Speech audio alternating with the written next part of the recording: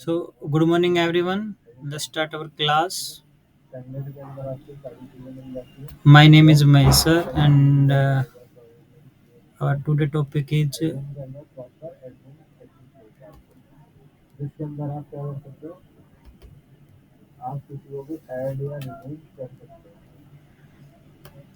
chapter 5. Sorry, ये Hindi PDF हो गया. एक्चुअली जो अभिषेक है वो हिंदी मीडियम है बेटा.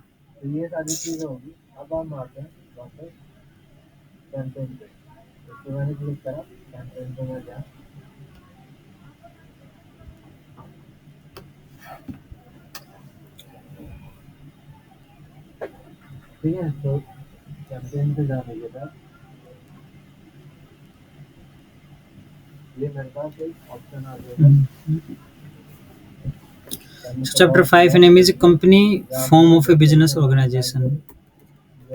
एक कंपनी जो हम बिजनेस ऑर्गेनाइजेशन के रिगार्डिंग बनाते हैं उसके बारे में करें. Joint stock company. Joint stock company basically ये होती है कि बेटा हमने लास्ट चैप्टर में proprietorship, partnership, joint Hindu family business and corporate society के बारे में स्टडी की थी. प्रोप्राइटरशिप क्या होता है? प्रोप्राइटरशिप होता है when you run your business your own risk. जब आप बिजनेस खुद के ही रिस्क पे कर रहे हैं और आप इंडिविजुअली बिजनेस कर रहे हैं तो वो होता है बेटा प्रोप्राइटरशिप, सोल प्रोप्राइटरशिप. पार्टनरशिप होता है जब दो या दो से when two or more than two person come together and to start a business. They have a common goal. दो पर्सन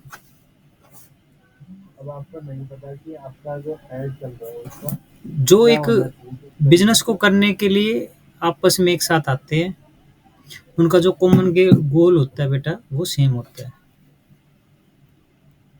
अगर अब आपको अपने बिजनेस एक्सपेंड करना है तो आपको किसकी जरूरत होगी? फंड की जरूरत होगी. फंड इन द सेंस ये होता है बेटा सोर्स मीन्स इनकम, रुपयों की जरूरत होगी. अब रुपये कहाँ से लेके आएंगे? अब आपको पता है पार्टनरशिप में भी पार्टनर की लिमिट होती है, फिर भी इतना नहीं हो रहा तो अब क्या करते हैं? उसके लिए एक न्यू आइडिया आता है अपने बिजनेस को रन करने के लिए, जॉइंट स्टॉक कंपनी. उसके बारे में रीड.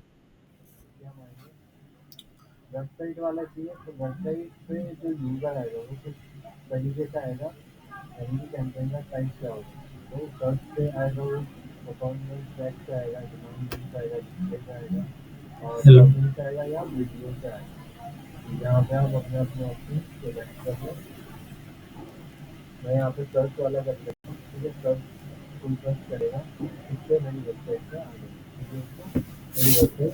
बेटा ये इसमें प्रॉब्लम आ गई. अच्छा आपका भी हिंदी में बेटा? तो फिर मैं हिंदी, हाँ फिर मैं हिंदी में लेक्चर वो करता हूँ. ठीक है, लेक्चर तो चल रहा है बेटा.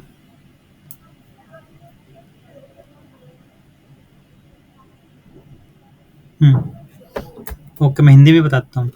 तो बेटा पार्टनरशिप के बारे में बता दिया. तो बेटा जब आपको अब ऐसे करते हैं, कह रहे एक joint stock company simply company is a voluntary association of person. Joint stock company क्या होती है बेटा? एक पर्सन जो पीपल होते हैं उनका समूह होता है जो एक काम को करने के लिए इकट्ठा होते हैं. वो क्यों इकट्ठा होते हैं? ताकि उनको फंड मिल सके अपने बिजनेस को करने के लिए.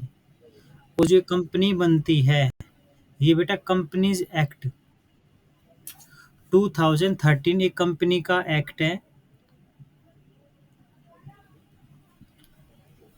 कंपनीज एक्ट 2013 एक कंपनीज एक्ट है बेटा. इसके अंडर आपको उस कंपनी को रजिस्टर करवाना होंगे. उस कंपनी में उसके रूल एंड रेगुलेशन बने होंगे. उस ठीक है कि रूल एंड रेगुलेशन जो बने होते हैं आपको वही फॉलो करने. इसमें जो क्वेश्चन बन रहा है वो यही बन रहा है कंपनीज एक्ट 2013 के अंडर आप अपने कंपनी को रजिस्टर करवा सकते हैं. फिर दूसरा ऑप्शन ये आ रहा है कि सर ठीक तो है सर हमने बना ली, उसके साथ कुछ फीचर ये होते हैं बेटा कि एक कंपनी की क्या खासियत है। जो एक कंपनी होगी वो होगी बेटा separate legal entity. Separate legal entity ये होते हैं बेटा, अगर आप पार्टनरशिप में हो सपोज करो, और आप एक बिजनेस कर रहे हो और आपके पार्टनर को कुछ हो जाता है, उसकी डेथ हो जाती है, तो आपको पार्टनरशिप फर्म बंद करनी होगी। लेकिन सेपरेट लीगल एंटिटी जो कंपनी में होती है, उसका मतलब ये होता है कि अगर कंपनी के किसी भी डायरेक्टर की ओनरशिप की किसी की भी डेथ हो जाए तो हम कंपनी को बंद नहीं करेंगे, कंपनी चलती रहेगी। ये कंपनी की खासियत है, इसे बोलते हैं सेपरेट लीगल एंटिटी। जैसे आपने अभी एग्जांपल में रिसेंटली सिनेरियो में देखा होगा कि जो रतन टाटा जी है, उनकी डेथ हो गई थी, वो पास अवे हो गए थे, बट उनकी जो टाटा कंपनी है वो अभी भी चल रही है। तो कोई भी पर्सन आए और कोई भी पर्सन जाए, कंपनी को कोई भी फर्क नहीं पड़ता। इसे तो बोलते हैं बेटा परपेचुअल सक्सेशन। ठीक है। और सेपरेट लीगल एंटिटी होता है कि जो कंपनी है और कंपनी का मालिक है, दोनों अलग अलग चीजें हैं। ठीक है। कंपनी को रन करने के लिए एक मैनेजमेंट होता है, वो रन करेगा। कंपनी और कंपनी के मालिक के हैं अलग अलग पर्सन है। ये आपको ध्यान करना होगा। तीसरा कॉमन सील। कॉमन सील ये होते हैं कि जो एक कंपनी की जो स्टैंप होते हैं, जो सिग्नेचर होते हैं, वो अलग होते हैं। फोर्थ पॉइंट ये है कि जो एक कंपनी होगी बेटा, वो आर्टिफिशियल पर्सन है। पर्सन तो है, आर्टिफिशियल पर्सन क्या होता है सर? कृत्रिम पर्सन है, वो चल फिर नहीं सकती। क्या आपको टाटा स्टील कंपनी चल सकती है? नहीं चल सकती ना। आपको ये याद रखना। और एक एक जो कंपनी होगी उसका लिमिटेड लायबिलिटी होगी। लिमिटेड लायबिलिटी क्या होती है सर? लिमिटेड लायबिलिटी होती है बेटा, अगर कंपनी ने कोई लोन वगैरह ले रखा है और कंपनी कंपनी मान लो बंद हो गई और कंपनी के पास लोन है, तो जो उसके ओनर है या जो डायरेक्टर है, वो बेटा अपने रुपये अपनी पर्सनल असेट्स को सेल करके नहीं पे करेंगे। कंपनी अपने असेट सेल करेगी और उनके रुपये देगी जिनसे लोन ले रखा था। ठीक है। कंपनी के विशिष्ट लक्षण,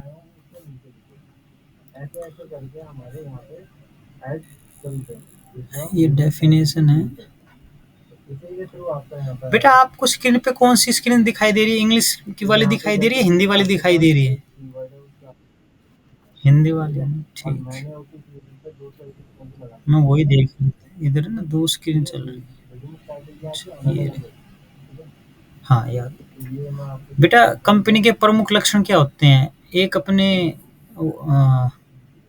एक मिनट रुको, मैं देखता हूँ, मैंने करवा दिया हिंदी में। हाँ, ये करवा दिया।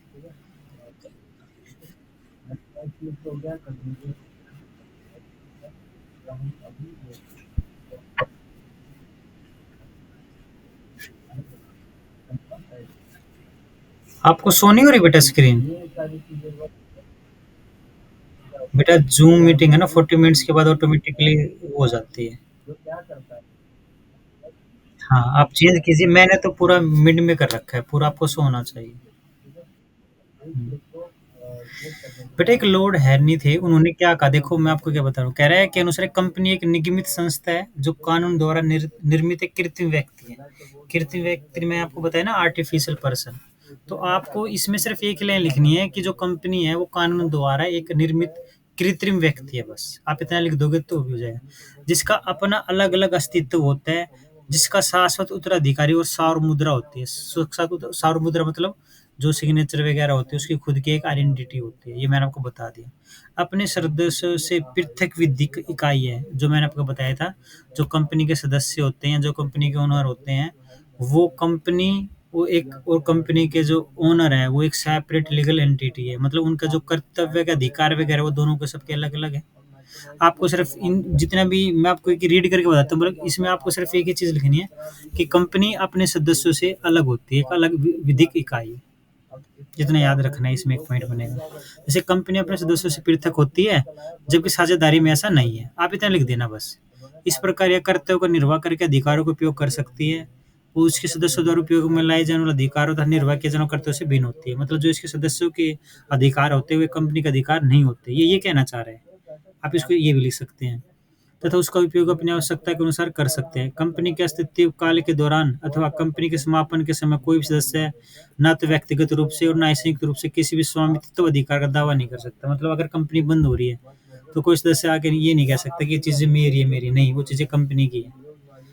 ठीक है बेटा, एक व्यक्ति के रूप में कंपनी अपने सदस्यों से भिन्न होती है, ये हम अभी डिस्कस कर चुके हैं, तथा इसके द्वारा अपने सदस्यों के प्रति मान हानि का दावा किया जा सकता है। अगर एक कंपनी में कोई फ्रॉड कर रहा है तो बेटा वो कंपनी केस कर सकती है उसके शेयर होल्डर के।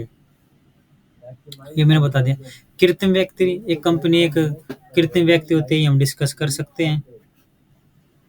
सतत अधिकारी, एक कृत्रिम व्यक्ति के रूप में कंपनी किसी रोग से अशक्त नहीं होती और ना ही इसके जीवन का कोई निर्धारित काल होता है। मतलब सतत अधिकारी मतलब आप ये कह लीजिए, जो एक कंपनी होती है बेटा, क्या कंपनी को भी बीमारी हो सकती है? नहीं, क्योंकि वो तो डॉक्यूमेंटेड है ना बेटा। ठीक है। दूसरा कि वो एक सतत अधिकारी होते हैं कि उसको खांसी जुकाम वगैरह नहीं हो सकता, और कंपनी का कोई ये नहीं पता कि वो कब तक चलेगी। चलने को तो अब भी चल दे, ना चले तो फिर मतलब कल बंद हो जाए अगर उसमें कुछ प्रॉफिट वगैरह नहीं हो रहा तो। ठीक है बेटा। उसके बाद समान मुद्रा, ये हम ऑलरेडी कर चुके हैं कि कंपनी व्यक्ति के रूप में कंपनी किसी वास्तविक व्यक्ति की तरह कोई शरीर नहीं होता। इन सब चीज़ों को बेटा आप एक दो लाइन ही लिख देते हैं। सीमित दायित्व तो बता दिया। अगर एक कंपनी के सदस्य है, एक सीमित दायित्व होता है उनका, कि जैसे मान लो बेटा मैंने कंपनी का शेयर 20 रुपए में खरीदा है और मैंने उस कंपनी में अभी 15 रुपए दिए हैं, तो मैं सिर्फ उस कंपनी को शेयर के जो 5 रुपए बचे हुए ना वही दे सकता हूँ बस। अगर कंपनी बंद हो गई, कंपनी को लॉस हुआ या कंपनी लोन ले रखा है, मैं लोन का अमाउंट नहीं दूंगा। मैंने कंपनी के एक शेयर 20 रुपए में खरीदा था और मैंने उसको 15 रुपए दिए, तो मैं सिर्फ 5 रुपए ही दूंगा। लोन के अमाउंट वगैरह मैं कुछ नहीं देंगे, बस चाहे मैं उसका शेयर होल्डर क्यों ना। ये चीज़ समझ में आ गई इतनी। कंपनी के एक सदस्य एक सीमित मात्रा में इसके ऋणों को चुकता करने में योगदान देने के प्रति कुछ उत्तरदायित्व होते हैं। सीमित मात्रा जो मैंने आपको बताई, जितनी उसके अंश की शेयर की वैल्यू रह रही है देनी, उतना ही पे करेगा बेटा। आपको इसमें ऐसे याद रखना है। यदि कोई कंपनी अंशों के माध्यम से सीमित है, तो इसके अंशधारकों के दायित्व का मापन धारित अंशों के सांकेतिक मूल्य जमा अंशों की जारी के करने के समय सहमत किसी प्रीमियम के अनुसार किया जाता है। जो मैंने आपको बताया अभी, जितनी उसकी कीमत होगी शेयर की, अगर हमने वो पूरी नहीं दी है तो हम सिर्फ उतनी पे करेंगे। आप ये लिख सकते हो। ठीक है। किसी गारंटी कंपनी का भी अंश पूंजी में भाग होने की स्थिति में प्रत्येक सदस्य के दायित्व को निर्धारण सदस्य ने, बेटा ये बस मैंने इतना बता दिया, उसको रहने दो। इसमें एक ये कह रहा है कि अगर मान लो मैं एक कंपनी का सदस्य हूँ और मैंने लिख कर ये गारंटी दे दी है कि आप कंपनी को 100 करोड़ रुपए दे देना, अगर कंपनी नहीं देगी तो मैं दूंगा। जब कंपनी अगर बंद हो जाती है, तो क्योंकि मैंने गारंटी दी हुई है बेटा कंपनी को, तब मैं अपनी पर्सनल एसेट्स में से कंपनी को वो लोन के अमाउंट मैं दूंगा, क्योंकि मैंने बैंक को गारंटी दे रखी है। ये आपको एक पॉइंट याद रखना है, इंपॉर्टेंट पॉइंट। अंशों का हस्तांतरणीयता, इसका मतलब ये होता है कि बेटा मान लो मैंने एक कंपनी में 1000 शेयर खरीद रखे हैं 1 लाख रुपए के। अब मैं चाहता हूँ कि मैंने कंपनी के शेयर बेचना चाह रहा हूँ, तो बेटा मैं स्टॉक मार्केट के मतलब अगर पब्लिक कंपनी है तो मैं उस शेयर को सेल कर सकता हूँ आराम से। मतलब वो ये कह रहा है कि एक जो उसका शेयर होल्डर है, एक कंपनी का सदस्य, जब चाहे वो अपने अंशों को स्टॉक एक्सचेंज के थ्रू अपने शेयर को ट्रांसफर कर सकता है, सेल कर सकता है। बस इतना ही बताना है आपको। प्रबंधन का विशिष्ट पैटर्न, ये इंपॉर्टेंट है, ध्यान रखना जो मैंने आपको बताया था। आप जानते हैं कि विभिन्न कार्य करने वाले और भिन्न भिन्न क्षेत्रों के लोग कंपनी के अंश खरीदकर अपना अंशदान करते हैं। मान लो बेटा अगर टाटा कंपनी, एयरलाइंस कंपनी है, ऑल ओवर इंडिया या ऑल वर्ल्ड ने बेटा उनमें इन्वेस्टमेंट कर रखी है। मतलब एक एक अंश शेयर खरीद रखा है, वो उनके मालिक है, मतलब शेयर होल्डर है। कंपनी में उनकी भी कुछ हिस्सेदारी होगी, 0.1, 1%, 0.05% ऐसे, जिसके कारण कंपनी के रोजमर्रा के कार्यों का नियंत्रण एवं प्रबंधन संभव नहीं हो पाता। कह रहे सर ये क्या होता है? देखो बेटा, अगर मान लो आप किसी चीज के मालिक हैं और आप लोगों ने एक चीज खरीद रखी है और आप 20 मालिक हो उस कंपनी के, 20 हिस्से हैं मतलब उस एक जगह के, तो अगर मुझे कोई भी डिसीजन लेना होगा तो मैं पहले 20 को कॉल करूंगा कि ये प्लॉट है, ये इस रेट में जा रहा है, हमने जो इन्वेस्टमेंट कर दी, क्या सेल कर दें? तो वैसे 20 को मैं कॉल करूंगा। अब 2% ने मना कर दिया कि नहीं नहीं कर रहे, तो बेटा वो काम नहीं हो पाएगा। इसलिए क्या करते हैं, कंपनी में एक मैनेजमेंट बन जाता है। तो कंपनी विधि में कंपनी के प्रबंधन इसके चयनित प्रतिनिधियों के माध्यम से क्या कर देते हैं, डायरेक्टर बना देते हैं, उनका एक मैनेजमेंट बनाते हैं, वो डिसीजन लेते हैं। ये चीज़ समझ में आ गई बेटा, या कोई डाउट्स है? अब मैं आपको एक चीज़ और बता देता हूँ। मान लो मैंने एक कंपनी ओपन की और मैंने कहा कि मेरी इस कंपनी की वैल्यू 10,000 रुपये है, एक शेयर की कीमत 10 रुपये है, और कोई तो मुझे 10,000 रुपये दे दो और ये कंपनी अपने नाम ले लो, और मैं इस कंपनी के इतने शेयर ही सेल कर रहा हूँ। तो बेटा आपने मेरी कंपनी के 100 शेयर खरीद लिए और मुझे 1,000 रुपये दे दिए, तो आप 10% मालिक बन गए मेरे कंपनी के। तो जो कंपनी का जो सबसे छोटा भाग होता है ना मालिक का, वो शेयर होल्डर होते हैं। ठीक है, ये चीज समझ में आ गई? दोनों का हिंदी मीडियम ही है ना, मैं इसलिए करवा रहा हूँ बेटा हिंदी मीडियम। आई होप आपको समझ में आ गया होंगे। ठीक, नहीं मैं इसको ना दोबारा आपको, अभी टाइम है हमारे पास, मैं आपको इधर ही याद करवा के भेजूंगा, डोंट वरी। अब मैं इसको रीड कर रहा हूँ, आपको एक देखना है। देखो बेटा, मैंने आपको एक एक जगह बनाई, मैंने एक कंपनी बनाई, मान लो टाटा स्टील। पहला पॉइंट आपको ये रखना है कि जो रतन टाटा जी थे, वो चले गए, पास अवे हो गए, मरे, उनकी डेथ हो गई।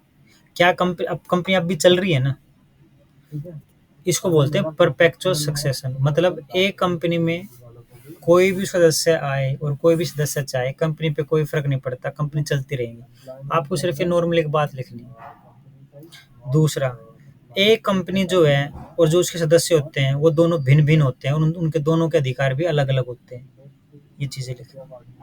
तीसरा, एक कंपनी की खुद की कॉमन सील होती है, अब कॉमन सील लिख लेना, वो सत्ताधिकार है, वो हिंदी में थोड़ा सा वो रहेगा, ठीक है। चौथा, एक कंपनी जो रहेगी उसकी सीमित दायित्व रहेंगे, सीमित दायित्व होता है, लिमिटेड लायबिलिटी रहेगी, बस आपको इतने एक वर्ड याद रखना है। ये 4 पॉइंट याद कर लो आप, वो कंपनी बन जाती है बेटा। कंपनी का तो सबसे छोटा मालिक जो छोटा शेयर होता है वो तो उसे शेयर बोलते हैं। अब मैं क्वेश्चन पढ़ रहा हूँ, आप उसका आंसर बताना सोच समझ के। ये कह रहा है कि यदि किसी संयुक्त स्टॉक, एक कंपनी है के एक सदस्य है, उसका मतलब मेंबर है, सदस्य है, शेयर होल्डर है, उसकी, वो सड़क पे जा रहा था, सड़क दुर्घटना में उसकी डेथ हो जाती है, तो क्या बेटा हम कंपनी को बंद कर दे या नहीं, आप बताइए मुझे। बेटा अगर आप पार्टनरशिप हुए तो बंद करेंगे, तो अब रतन टाटा टाटा जी की डेथ हो गई, तो उनकी जो कंपनी वो चल रही है, बंद हो गई, तो आप क्या कहेंगे कि कंपनी के केस में अगर किसी भी सदस्य की डेथ हो जाती है तो हम कंपनी को बंद नहीं करेंगे। बेटा मैं ये नहीं कह रहा कि एक दो दिन के लिए कंपनी बंद कर दे, नहीं, ये कह रहे कि कंपनी, हाँ वो चलती रहेगी, ठीक है। दूसरा कह रहा है कि उस लघुत्तम इकाई का नाम बताइए जिसमें कंपनी की पूंजी विभाजित की जाती है। ये क्वेश्चन जो विभाजित की जाती है पूंजी, ये जो मैं बता रहा हूँ ये है पूंजी, को बोलते हैं बेटा कैपिटल, विभाजित होता है बांटना। जैसे मैंने एक कंपनी की है, मेरी कंपनी की वैल्यू मान लो 10,000 रुपये, तो मैंने कहा, क्या कहा कि 1,000 शेयर मैं 10 रुपये के हिसाब दे रहा हूँ, मेरी पूरी कैपिटल 10,000 रुपये। आप लोगों ने वो देखा है जो सीरियल आता है, वो शार्क टैंक आता है, वो कहते हैं ना 10% इक्विटी ले ली मैंने, 20% इक्विटी ले ली, वो उसका हिस्सा खरीद लेते हैं। तो जो लघुत्तम इकाई होती है ना, जिसमें कंपनी का जो कैपिटल कंप्लीट होता है बेटा, वो उसे बोलते हैं शेयर, अंश, मतलब अंश, उसका हिस्सा, ये ध्यान रखना। फिर मैंने आपको बताया था कि अगर भारत में आपको कंपनी रजिस्टर करनी है तो कंपनीज एक्ट कौन सा लगेगा, कंपनीज एक्ट 2013, कंपनी अधिनियम 2013 लगेगा, उसके तहत आप भारत में कंपनी खोल सकते हैं।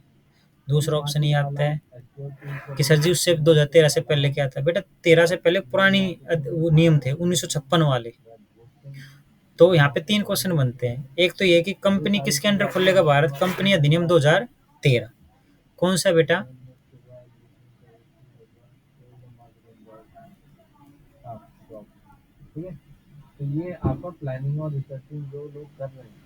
करिश्मा, कंपनी अधिनियम कौन सा है, 2013, ठीक है, ओके। दूसरा, जो सबसे कंपनी अपनी पूंजी को सबसे छोटे हिस्से में डिवाइड करती है उसे बोलते हैं शेयर, अंश।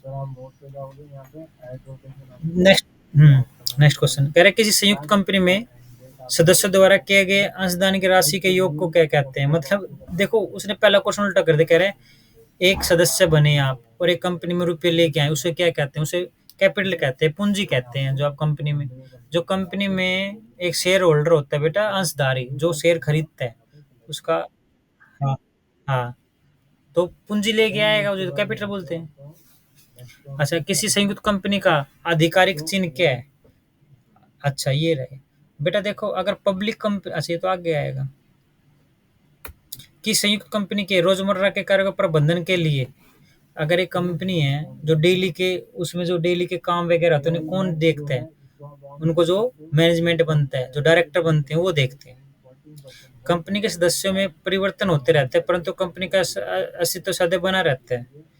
मतलब ये कह रहे हैं कि कंपनी में कोई भी आए या जाए, कंपनी हमेशा बनी रहेगी। ये चीज सही। ये आपको इतने करने 4-5 पॉइंट है बेटा, ये हो जाएंगे धीरे धीरे। मैं ना डेली रिवीजन करवाऊंगा, कोई प्रॉब्लम नहीं। आप बस इसको एक बार हिंदी में थोड़ा सा रीड कर लेना और उसके ना थोड़ा डीपली मत जाना। डीपली जाओगे तो फिर आप परेशान हो जाओगे। सिर्फ जो मेन पॉइंट है वो करना है कि सर ने कहा था कि कंपनी अपने शेयर होल्डर से अलग होती है। कंपनी के जो, ठीक है, सेपरेट लीगल एंटिटी होती है कंपनी, और उसके जो सदस्य होते हैं उनका कार्य अलग होते हैं। एक कंपनी की अलग कॉमन सील होती है। एक कंपनी जो है वो लिमिटेड लायबिलिटी सीमित दायित्व होते हैं। ठीक है। हम्म। अब आता है कि कंपनी के प्रकार। भाई आप कितने टाइप्स की कंपनी कर सकते हो? तो बेटा, जैसे आप स्कूल में जाते थे, कौन स्कूल में गए थे बेटा आप? 10th क्लास था? जी।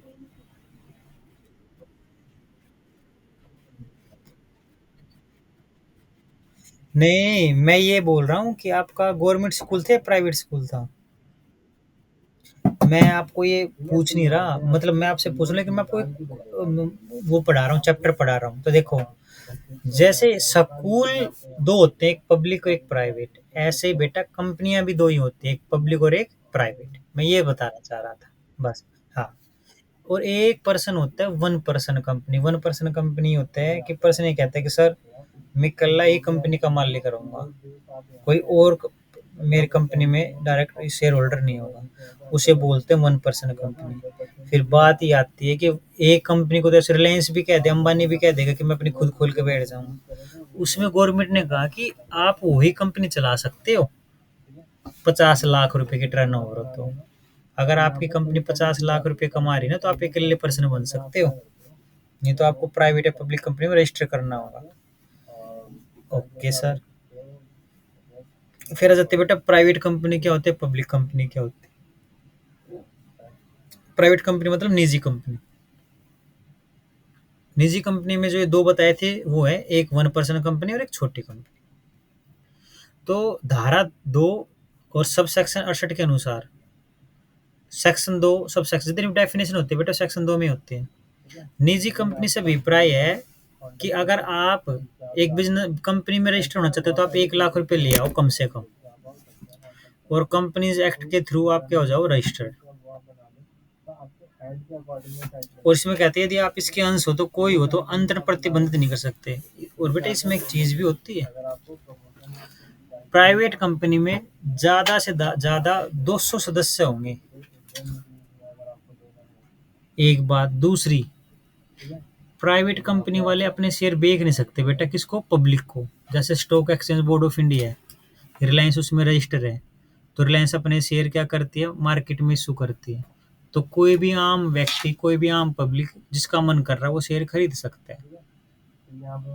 लेकिन अगर आप प्राइवेट कंपनी बना रहे हो तो प्राइवेट कंपनी के एक रूल होते हैं बेटा कि ये आम पब्लिक में तो आप सेल करोगे नहीं इनको, उनके शेयर को, अगर आपको रुपए की जरूरत है। दूसरा, 200 बंदों से ज्यादा आपके सदस्य नहीं होने चाहिए, 200 सदस्यों से ज्यादा आपके मेंबर नहीं होने चाहिए।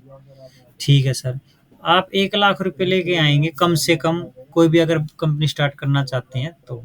ठीक है सर। अच्छा, जो 200% बताए उसमें ये नहीं है कि सर ये मेरे एम्प्लॉई है वो भी रख लो, या जो काम पे वो भी रख लो, या जो मेरे पहले सदस्य थे वो चला गया वो रख लो, नहीं, वो इंक्लूड नहीं। बस आपको इतना ही रखना है बेटा, एक इसमें एक पॉइंट और याद करना कि अगर कोई भी प्राइवेट कंपनी होगी वो अपने नाम के आगे प्राइवेट लिमिटेड लगाएगी। ये 3 सर इससे क्या होता है इसमें।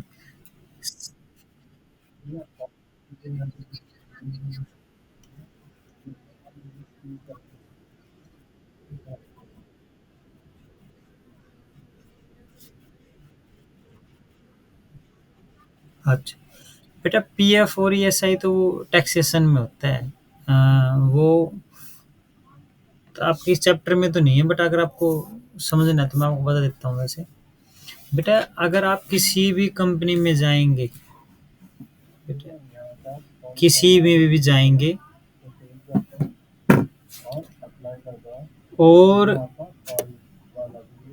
कहीं भी नौकरी करेंगे बेटा आप, अगर जहाँ आप नौकरी कर रहे हो मान लो फर्म में कर रहे हो कहीं भी एक्स वाई जेड, अगर उसके 20 से ज़्यादा सदस्य होंगे, मतलब 20 से ज़्यादा एम्प्लॉई होंगे, सदस्य नहीं एम्प्लॉय, नौकरी करने वाले होंगे, तो उनको पीएफ कटना जरूरी हो जाता है। प्रोविडेंट फंड बोलते हैं बेटे इसको। इसमें ये होता है कि अगर आप नौकरी कर रहे हो और आपकी बेसिक जो इनकम है वो 15,000 रुपये तक है, बेसिक बोल रहा हूँ बेटे, डीए वगैरह एच आर वगैरह मिलके सैलरी इंक्रीज होती है। मैं सैलरी की बात करूँ, 15,000 रुपये महीने से कम है आपकी सैलरी बेसिक, तो बेसिक सैलरी का 12% तो आपका कटेगा, मतलब 1,800 रुपये कट जाएंगे और आपको मिलेंगे 13,200 रुपये। घर आप अपने घर पे लेके जा सकते हो। 1,800 रुपये तो आपके कट गए और 12% 1,800 रुपये कटेंगे आपके मालिक के, और ये 2,400 रुपये एक अलग बैंक अकाउंट में जमा हो जाते हैं, जिसपे भारत सरकार आपको इंटरेस्ट देती है, ब्याज भी मिलेगा आपको उसको। ये इसलिए होता है कि बेटा अगर आपको बाई चांस इमरजेंसी आ गई, घर बना रहे हैं, कोई बीमार हो गया, तो आप वो रुपये निकलवा सकते हैं। या आपकी नौकरी छूट गई, भाई आप कैसे क्या करोगे, तो आप रुपये निकलवा सकते हैं। इसमें एक होता है कि ईएसआई, एम्प्लॉय स्टेट इंश्योरेंस। इसमें अगर किसी भी कंपनी के पास 10 से ज़्यादा पर्सन है, अगर 10 से ज़्यादा पर्सन है, उसके लिए employ stock state insurance, employ state insurance लेना होता है बेटा। ये क्या होता है सर, इसमें जो भी जहाँ भी आप काम करोगे वो आपको इंश्योरेंस की गारंटी दे देगा। जैसे ईएसआई के हॉस्पिटल खुले हुए हैं ना यहाँ, वहाँ तो आप अगर बाई चांस बीमार वगैरह हो जाए तो वहाँ आपको फ्री इलाज हो जाता है। तो सरकार ये सोचती है कि अगर कोई भी पर्सन आपके यहाँ इतनी मेहनत कर रहा है, इतने दिन काम कर रहा है, तो आपकी एक कंपनी की ड्यूटी होती है कि वो ये दो बेसिक चीजें कम से कम उनको दे।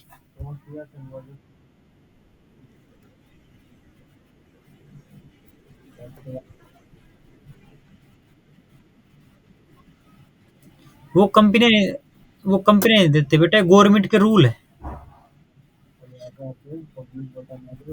सबको देना होता है, सबको देना होता है। अगर किसी भी कंपनी के पास, किसी भी फर्म के पास, या आप एक शॉप में हो, अगर उस शॉप की में जैसे विशाल वगैरह हो गई ये, अगर इनके पास 20 से ज्यादा एम्प्लॉय होंगे ना जो काम करेंगे, तो उनको देना होगा। वो- हाँ, हाँ, देना होगा पीएफ। हाँ ये कंपनी, हाँ ये पीएफ एक्ट अलग से बना हुआ 1956 या 1952 है शायद में भी, ये अलग से बना हुआ बेटा, ये एक्ट है। और ईएसआई के केस में आप 10 हो गए तो भी 10 के केस में देना होगा, ये रूल है बेटा। हम्म, तो और कुछ जानना है इसके बारे में? हाँ, हाँ सर ने ये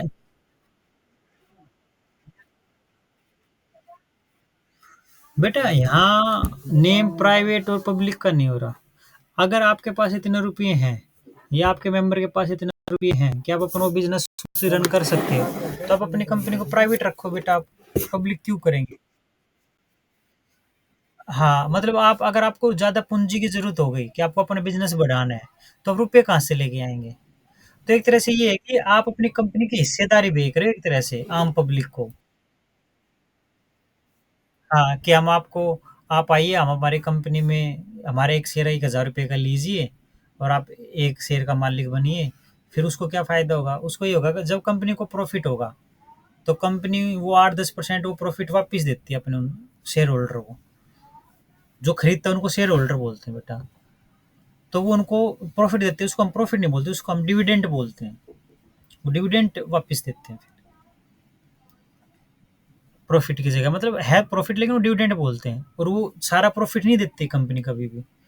कुछ रखती है, उसका कुछ हिस्सा देती है, जितने भी शेयर होल्डर होते हैं। वो क्यों नहीं देती, क्यों रखती है अपने पास? क्योंकि कंपनी के फ्यूचर के भी कुछ एम्स हैं, विजन है, उनको कंप्लीट करने के लिए। तो और कंपनी अगर अच्छा परफॉर्मेंस करेगी तो वैल्यू बढ़ेगी।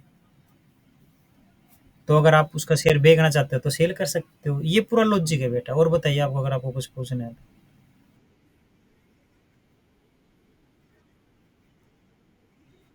कोई प्रॉब्लम नहीं, आप पूछ सकते हो। एनीथिंग यू वांट, आप कुछ भी पूछ सकते हो। You want to ask anything, if you want to ask. फिर आता है बेटा, मैंने क्या प्राइवेट कंपनी में कहा, 1 लाख रुपए से स्टार्ट करो। कंपनी जाकर 2013 के अंदर आपको करनी होगी। प्राइवेट लिमिटेड आपको वर्ड लगाना होगा, पीछे शब्द लगाना होगा।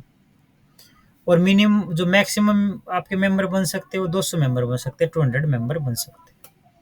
ये 3 और 4 पॉइंट है जो मैंने आपको बताए। आपको दूसरा, आप पब्लिकली अपने शेयर बाहर पब्लिक को ऑफर कर नहीं सकते। ये 4-5 पॉइंट याद रख लेना।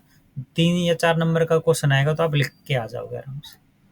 फिर आते हैं निजी कंपनियों के अनुसार 2 प्रकार के हो सकते हैं। एक तो एक व्यक्ति की, जो मैंने आपको बताई अभी।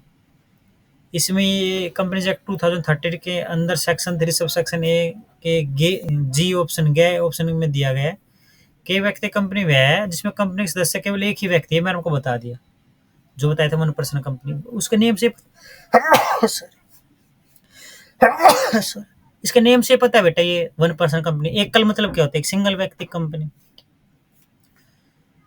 और कहता है ऐसी कंपनी के जो अंश होते हैं वो सीमित होते हैं। गारंटी भी क्या होगी? सीमित ही होगी बेटा। कंपनी के शेयर भी सीमित होंगे।